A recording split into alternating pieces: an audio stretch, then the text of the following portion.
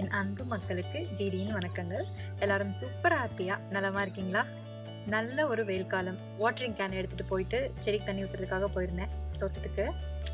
அந்த டைமில் தேனீக்கள் என் காலை சுற்றி வந்துட்டு இருந்தது. என்னன்னு எனக்கு ஃபஸ்ட்டு புரியல. பூக்கள் அந்த பக்கம்லாம் தானே இருக்குது, ஏன் நம்ம காலை சுற்றி வருது? அது எப்படி இருந்துச்சு அப்படின்னா, நமக்கு ஏதோ சொல்கிற மாதிரி இருந்துச்சு. அந்த டைமில் எனக்கு என்ன புரிஞ்சுதுன்னா, நிறைய வெயில், ரொம்ப வெயில் அதிகமாக இருந்தது அப்படின்றதுக்காக தான் நான் தண்ணி கொடுக்கறதுக்காக, செடிக்கு தண்ணி கொடுக்கறதுக்காக போயிருந்தேன். அப்போது எனக்கு என்ன தோணுச்சு அப்படின்னா, ஒரு வேளை இந்த தேனீக்களுக்கும் தண்ணி தேவைப்படுதோ அப்படின்றது தான் எனக்கு புரிஞ்சுது. அதனால் நான் என்ன பண்ணேன், உடனே கிச்சனுக்கு ஓடி வந்துட்டு அந்த டைமில் எந்த பாத்திரத்தில் கொடுக்கலாம், அதுக்கு எப்படி கொடுக்கலாம் தண்ணீர் அப்படின்னு எனக்கு தெரியல. அப்புறம் யோசிச்சு பார்க்கும்போது சின்ன பூச்சி தானே, அது பெரிய பவுல்லாம் வேண்டாம். ஸோ என்ன பண்ணேன்னா, ஊறுகாய் பாட்டில் இருக்கும் இல்லையா, ஸோ அந்த ஊறுகாய் பாட்டில் முடிஞ்சிருந்தது. அந்த ஊறுகாய் பாட்டிலை வாஷ் பண்ணி வச்சுருந்தேன் அப்போ தான். ஸோ அதோட மூடி இருந்துச்சு. அந்த மூடியை எடுத்துகிட்டு சரி அதில் கொஞ்சம் தண்ணி ஊற்றி கொடுத்தேன். அப்போ அதுக்கு எடுத்துக்க தெரியல, எப்படிடா இதுக்கு கொடுக்கறது அப்படின்னு யோசிச்சுட்டு இருந்தேன். அப்புறம் விட்டுட்டேன். அதுக்கப்புறம் என்னாச்சு, தொடர்ந்து இந்த மாதிரி நடந்துகிட்டே இருந்தது. நல்லாவே தெரிஞ்சது, ஓகே இதுக்கு தண்ணி தேவைப்படுது போல், தண்ணி தான் கேட்குது அப்படின்னு தெரிஞ்சது. அதுக்கப்புறமா என்ன பண்ணேன்னா, ஊறுகாய் பாட்டிலோட அந்த மூடி இருக்கு இல்லையா, அதில் கொஞ்சம் கற்கள் போட்டுட்டு வச்சேன். முதல் நாள் வச்சுட்டு ரொம்ப ஆவலோடு எதிர்பார்த்துட்டு இருந்தேன். பூக்கள் பக்கத்தில் வந்துச்சு, ஆனால் அந்த தண்ணி எடுக்கவே இல்லை. நான் பார்க்கும்போது எடுக்கவே இல்லை. அப்புறமா என் பொண்ணு இங்கே விளாண்டுட்டு இருந்தா தோட்டத்திலேயே. சரி நீ பாரு எடுக்குதா அப்படின்னு சொல்லும் போது, அவளுமே இல்லை மம்மி அதுக்கிட்டே வரலை அப்படின்னு சொன்னான். சரி ஓகே அப்படின்னு சொல்லிட்டு அடுத்த நாள் காலையிலே பார்த்தேன். கரெக்டாக ஒரு டைமுக்கு தான் தேனீக்கள் வரும். ஸோ அந்த டைம் பார்த்தேன். அந்த டைமில் என்ன பண்ணுச்சுன்னா, அந்த மூடியோட அந்த விளிம்பு, அந்த ஓரத்தில் உட்காந்துருந்தது. ஆனால் தண்ணி குடிக்கல. என்னடா அது குடிக்குமா இல்லையா அப்படின்னு சொல்லிட்டு ரொம்ப டவுட்டாக இருந்தது. இன்னொன்று, அதுக்கு தண்ணி தேவைப்படுதே, எப்படியாவது கொடுக்கணுமே அப்படின்னு சொல்லிட்டு அதுவும் ஒரு மாதிரி இருந்தது. சரி ஓகே அப்படின்னு சொல்லிட்டு விட்டுட்டேன். ஸோ 3வது நாள் என்ன ஆச்சு, அதுக்கு அடுத்த நாள் பார்க்கும்போது என்ன ஆச்சுன்னா, அப்பவும் எடுக்கலை. அதுக்கப்புறம் என் பொண்ணை நீ பார்த்துக்கூடா அப்படின்னு சொல்லிட்டு நான் கிச்சன் வேலைக்கு போயிட்டேன். அப்போ அவள் சொன்னா, அம்மா வந்துருச்சு, அது உட்காந்துருச்சு, தண்ணி குடிக்குது அப்படின்னா. உடனே ஓடி பார்த்தேன். அந்த டைமில் கையில் தான் ஃபோன் இல்லை. ஸோ அவ்வளோ எக்ஸைட்மெண்ட்டாக இருந்தது. எப்பா இதுக்கு தானே நான் வெயிட் பண்ணிட்டு இருந்தோம் அப்படின்னு சொல்லிட்டு பார்க்கும்போது சூப்பராக தண்ணி குடிச்சிட்டு இருந்தது. ரொம்ப ரொம்ப ஹாப்பி.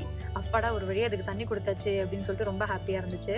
அதுக்கப்புறமா தினமும் தோட்டத்துக்கு செடிகளை பார்க்குறத விட அந்த தேனீக்களை பார்க்குறது தான் ரொம்ப ரொம்ப ரொம்ப பிடிச்ச விஷயமா இருந்தது. இதுக்கு முன்னாடி இந்த மாதிரியான விஷயம்லாம் நடக்கிறதுக்கு முன்னாடி என் பொண்ணுக்கு தேனீக்கள்னா பயம், அது கடிச்சிருமோ, இது பண்ணிடுமோ அப்படின்னு சொல்லிட்டு. ஆனால் இதெல்லாம் செய்யும் போது என் கூடவே இருந்ததுனால அவளுக்கு தேனீக்கள் கூட எனக்கு எப்படி ஒரு பாண்டு கிரியேட் ஆச்சோ, அதே மாதிரி அவளுக்கும் ஒரு பாண்டு கிரியேட் ஆயிடுச்சு. ஸோ அதை பார்த்து அவள் பயப்படுறதில்லை. முன்னாடிலாம் பயப்படாதடா ஒன்றும் பண்ணாது அப்படின்னாலும் கேட்க மாட்டா. இப்போலாம் அதை பார்த்து பயப்படுறதே கிடையாது. தோட்டத்தில் நானும் என் கணவரும் உட்காந்து நாங்கள் பேசிகிட்டு இருப்போம். அந்த டைமில் கூட என்னை சுற்றி வரும். அப்போவும் சொல்லுவேன், என்னடா இது தண்ணி தான் உனக்கு அங்கே நான் வச்சுட்டேனே, அப்போவும் ஏன் என்னை சுற்றி வர அப்படின்னு சொல்லுவேன். அந்த அளவுக்கு எங்களுக்குள்ள அப்படி ஒரு பாண்டு, தேனீக்களுக்கும் எனக்கும் இல்லை அப்படி ஒரு பாண்டு. அது சொல்கிறது உங்களுக்கு மிகையாக கூட இருக்கலாம் ஒரு சிலருக்கு, ஆனால் நிஜமாலுமே உண்மை. அதை நீங்களுமே உணரும் போது உங்களுக்கும் அந்த ஃபீல் புரியும். உண்மையாலுமே நம்மளை சுற்றி தான் வருதா அப்படின்னு ஒரு சில டைம் எனக்கும் டவுட் வந்திருக்கு.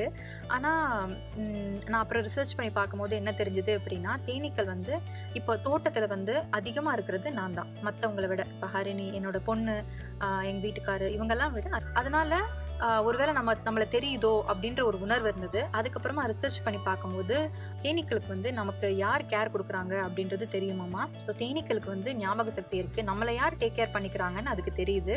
கிட்டத்தட்ட நம்ம வீட்டில் நாய் பூனைலாம் வளர்த்தோம்னா அதுக்கு எப்படி தன்னோட ஓனரை பார்த்தா அவ்வளோ ஒரு சந்தோஷமும் ஆசையாக இருக்குது, அதே மாதிரி தான் இந்த விஷயம் ரிசர்ச் பண்ணி பார்த்துட்ட பிறகு, அதாவது அதுக்கு மெமரி இருக்குது, யார் நம்மளுக்கு உணவளிக்கிறா, இந்த மாதிரியான விஷயம் அதுக்கு தெரியுது அப்படின்னு தெரிஞ்சிட்ட பிறகு தான் எனக்கு தெரிஞ்சது, ஓ அதனால தான் நம்ம தோட்டத்துக்கு போகும்போது எக்ஸ்ட்ராவாக நம்மளை சுற்றி வருது அப்படின்றது நல்லாவே தெரிஞ்சுது. நீங்களும் கூட உணர்ந்திருப்பீங்கன்னு நினைக்கிறேன். ஒருவேளை ஏன் நம்மளை சுற்றி வருது அப்படின்னு சொல்லிட்டு நீங்கள் ரொம்ப யோசிச்சுட்டு இருந்தீங்கன்னா அதுக்கு இதுதான் விடை. வீட்டில் தேனீக்கள் வளர்க்கணும் அப்படின்னு எல்லாருக்கும் ஆசை இருக்கும். ஆனால் அதுக்கான வாய்ப்பு கிடைக்காம இருக்கலாம். நம்ம வீட்டு தோட்டத்துக்கு வர தேனீக்களை வரவேற்கும் விதமாக இந்த மாதிரி தண்ணி வச்சோம்னா பூச்சி நமக்கு நன்றி சொல்கிறத கண்டிப்பாக நம்மளால் உணர முடியும். அதை நீங்களும் இது செஞ்சிட்ட பிறகு உணர்ந்து பார்த்துட்டு கண்டிப்பாக கமெண்ட்ஸில் சொல்லுங்கள். தேனீக்களுக்கு தண்ணி வைக்கிறதுக்கு நமக்கு 2 நிமிஷம் இருந்தால் போதும். இந்த வீடியோக்கு அப்புறமா இதை கண்டிப்பாக நீங்கள் முயற்சி செய்வீங்க அப்படின்னு நான் எதிர்பார்க்குறேன். தேனீக்களுக்கு சிம்பிளா எப்படி தண்ணி வைக்கிறது அப்படின்னு சொல்லி பார்க்கலாம். தொட்டிகளுக்கு அடியில வைக்கிற இந்த மாதிரி ஒரு பிளேட் எடுத்துக்கலாம். இந்த மாதிரி ஒரு தொட்டி எடுத்துக்கலாம். இந்த மாதிரி வச்சுட்டு இது ஃபுல்லா சுத்தியும் கற்கள் போட்டுக்கலாம். இப்போ இதை இப்படியே வைக்கலாம். அப்படி இல்லைன்னா இன்னும் ஹைட் கொடுக்கணும்னா இந்த மாதிரி ஒரு தொட்டி எடுத்துட்டு அதை திருப்பி வச்சு ஒரு ஸ்டாண்ட் மாதிரி யூஸ் பண்ணிக்கலாம்.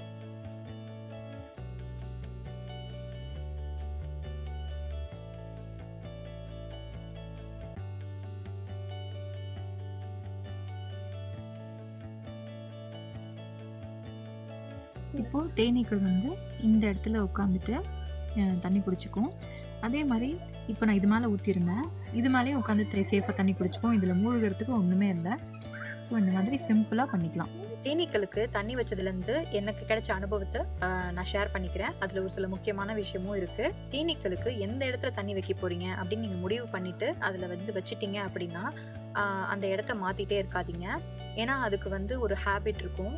உதாரணத்துக்கு உங்கள் தோட்டத்தில் இந்த இடத்துல இந்த பூக்கள் இருக்கும் அப்படின்றதெல்லாம் தேனீக்களுக்கு தெரியும். அதே மாதிரி நீங்கள் தண்ணி வச்சிட்டீங்க அப்படின்னா ஓகே இந்த இடத்துல தண்ணி இருக்குது அப்படின்றது அதுக்கு தெரியும். மாற்றி மாற்றி வச்சுட்டு இருந்தால் அதால் புரிஞ்சிக்க முடியாது. இடத்த மாற்றி வைக்கிறாங்க அப்படின்றது தெரியாது. அது ரொம்ப தவிச்சு போயிடும். நான் அதை செஞ்சுருக்கேன், அதனால தான் சொல்கிறேன்.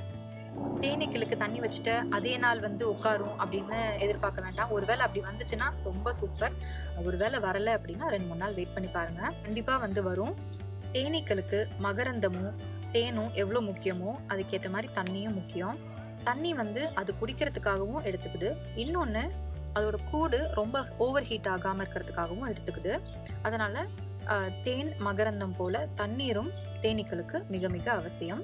தேனீக்கள் என்ன பண்ணுமா, இந்த இடத்துல தேன் இருக்கு இல்லை இந்த இடத்துல தண்ணி இருக்கு அப்படின்றத ஒரு விதமா டான்ஸ் ஆடி மற்ற தேனீக்களுக்கு தெரியப்படுத்துமாமா. பூவை ரசிக்கிற நம்ம எல்லாருமே தேனீக்களுக்கு கடமைப்பட்டிருக்கோம். ஏன்னா தேனீக்கள் இல்லை அப்படின்னா இத்தனை விதமான பூக்களை நம்ம என்ஜாய் பண்ண முடியாதான். அதாவது அந்த பூக்களோட இனங்கள் இல்லை அந்த வெரைட்டி அதெல்லாம் இந்த தேனீக்கள் இருக்கிறதுனால தான் அதை நம்ம இன்னும் என்ஜாய் பண்ணிட்டு இருக்கோம். அப்படி இல்லைன்னா அந்த வெரைட்டிஸ் எல்லாம் அழிஞ்சு போயிடுமாமா.